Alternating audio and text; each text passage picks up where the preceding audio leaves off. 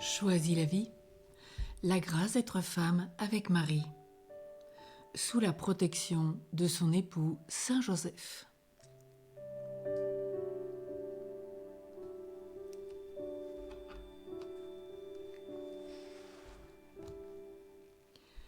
Puisque le Christ est la tête de l'Église, l'homme reçoit pour mission d'être le berger de sa famille, à la mesure du don qu'il fait de sa vie à son épouse. Joseph de Nazareth fut le chef de la Sainte Famille, auquel la Mère de Dieu obéissait en tout. L'ange du Seigneur le prévint 4 fois. Nous pouvons méditer sur saint Matthieu au chapitre 2, verset 13. Cela suffit à Marie qui se laissa conduire à travers lui par le Père. Ainsi, lorsque la femme se met sous la protection de l'homme qu'elle aime, c'est à Dieu qu'elle obéit à travers les limites de son mari, dans l'espérance de la réalisation de la divine volonté. Et c'est en méditant la première épître de Pierre au chapitre 3, les versets 1 à 5. Vous, les femmes, soyez soumises à votre mari, pour que, même si certains refusent d'obéir à la parole de Dieu, ils soient gagnés par la conduite de leurs femmes, et non par des paroles, en ouvrant les yeux devant votre attitude pure et pleine de respect.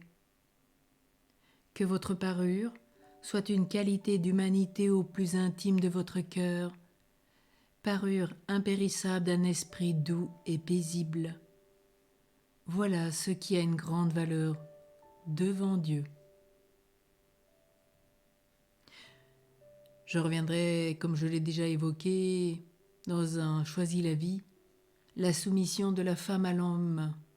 C'est une soumission que Dieu a voulu, et c'est une très belle grâce. La soumission n'est pas stérile.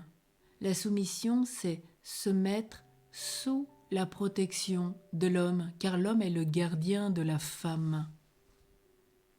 Alors puissions-nous bien comprendre cette grâce.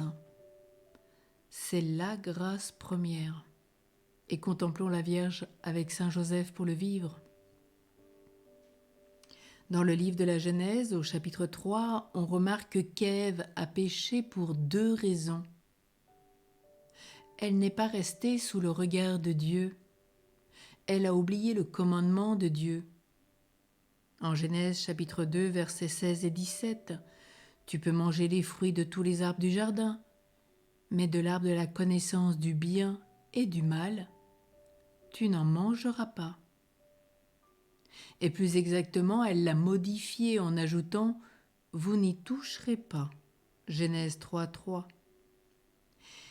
Et aussi, elle ne s'est pas adressée à Adam après l'incitation du serpent. Elle n'a dialogué qu'avec le tentateur. Elle a quitté la protection d'Adam, son époux, en négligeant de le consulter. Alors, après avoir commis le mal, Adam et Ève s'éloignèrent du regard de leur Créateur. Ils eurent même peur de lui. Ils se retrouvèrent honteux, l'un en face de l'autre. L'homme passa de l'émerveillement de sa femme. Et je vous renvoie à ce Choisis la vie sur cet émerveillement et cette grâce de la femme qu'elle doit émerveiller l'homme chaque jour.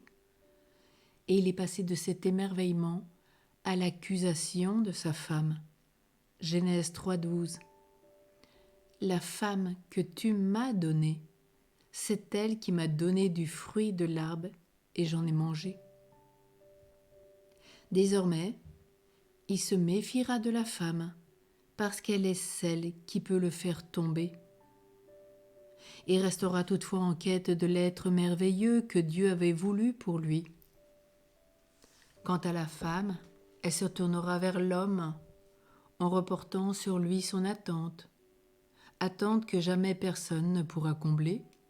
Seul Dieu peut le faire. Et à cause de cette faiblesse, son attente la poussera à exercer son pouvoir affectif, prédisposant l'homme à profiter ainsi de sa force pour la dominer. Et quand l'épouse attend tout de son mari, elle court un danger. Si elle reste dans cette attente vis-à-vis de lui, acculée à la déception, elle risque de se centrer sur son enfant, établissant avec lui une relation fusionnelle jusqu'à l'empêcher même parfois de grandir. Et on observe volontiers une tendance captative chez la femme qui s'avère étouffante pour l'enfant, particulièrement pour le garçon.